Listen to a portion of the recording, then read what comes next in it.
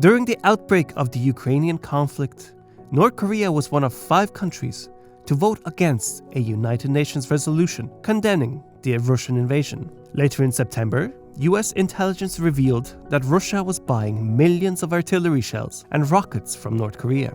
Russia has approached North Korea to request ammunition. More recently, in October, Pyongyang showed support for the referendums held in the occupied Ukrainian provinces, giving public consent about Russia annexing the eastern Ukrainian regions it had conquered.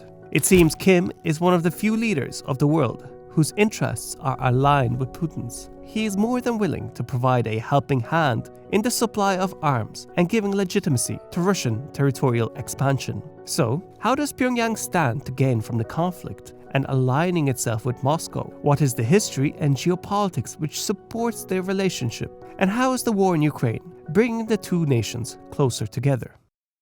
Close cooperation between Russia and North Korea is nothing new, with the war in Ukraine being somewhat reminiscent of the Korean War, one of the first major proxy wars between the Soviet Union and the United States. After the Japanese surrender at the end of World War II in 1945, the Korean peninsula was divided into 2 zones along the 38th parallel, with the northern half of the peninsula occupied by the Soviet Union and the southern half by the United States. The Soviet Union was first to recognize North Korea as the sole legitimate authority in all of Korea.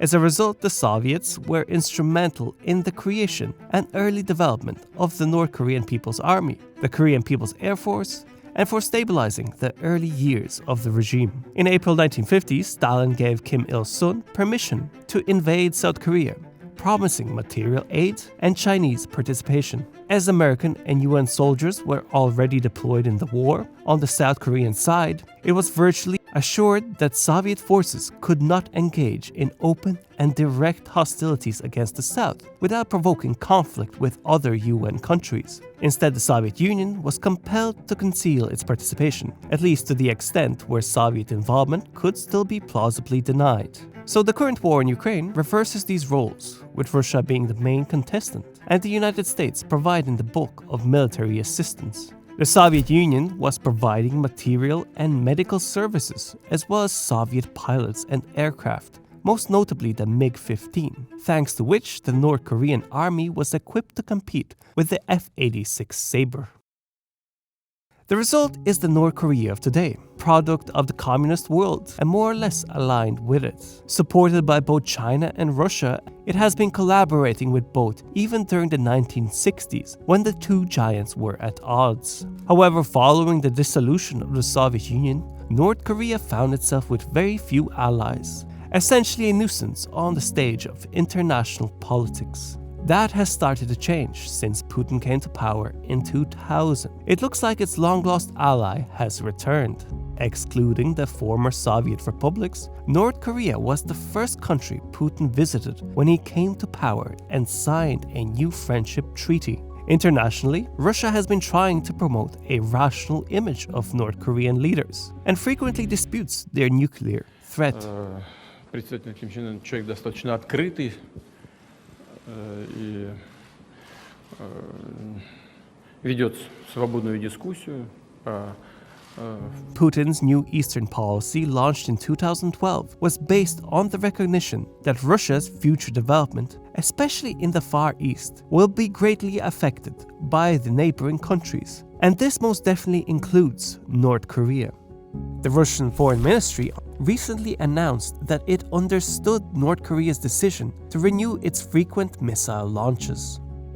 Finally, the collapse of the North Korean regime is not in the interests of Russia. It would bring a hostile US presence closer to its borders, not to mention an influx of refugees. To prevent this outcome, Russia steps in as a mediator, trying to water down UN sanctions aimed at North Korea. So at face value, both countries are scratching each other's backs, rationalizing their respective militaristic ambitions. And in truth, North Korea now, more than ever, has good reason to ally with Russia, because it has to hope that the international order of the world will be remade in the aftermath of Ukraine.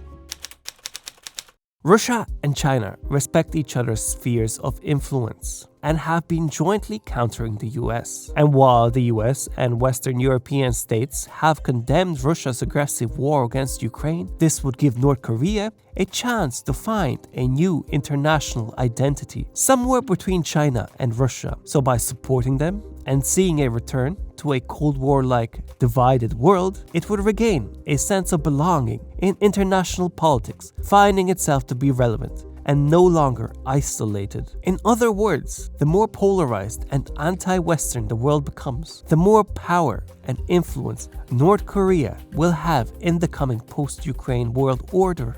Whatever the outcome, we are naturally going to see Russia's orientation shift even further away from the West. Instead, it is likely to embrace all of Eurasia, with political and economic cooperation between China, India, Pakistan, Vietnam, and Korea.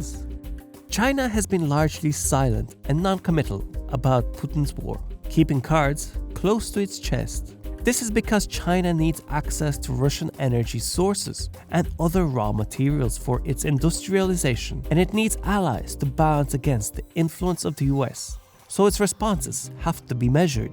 South Korea still holds out hope for help from Russia in building a sustainable regime on the Korean peninsula and resolving the nuclear issues. As such, it is presumed unlikely that Russia and South Korea will fully turn against each other.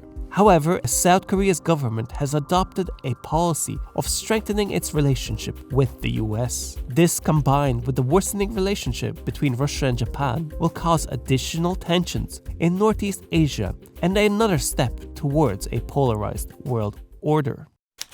It is reasonable to assume that Russia could not have launched a war against Ukraine if it had not given up its nuclear weapons. The 1994 Budapest Memorandum seems like a blunder, as Ukraine gave up its only means of protecting itself from a historic enemy. And the current war is a good context for many smaller nations to justify investing in their own weapons programs. Hence, North Korea has been steadily improving its technology, and if we step into a new Cold War-like situation, there will be little stopping North Korea from finalizing its nuclear capabilities. At the very least, the war must have convinced North Korea's leaders of the value of its nuclear weapons programs. No one except for Ukraine is allowed to directly oppose Russia, or else the threat becomes too real. Nuclear weapons, it appears, especially in the 2020s, are essential for the survival of nations and conquest.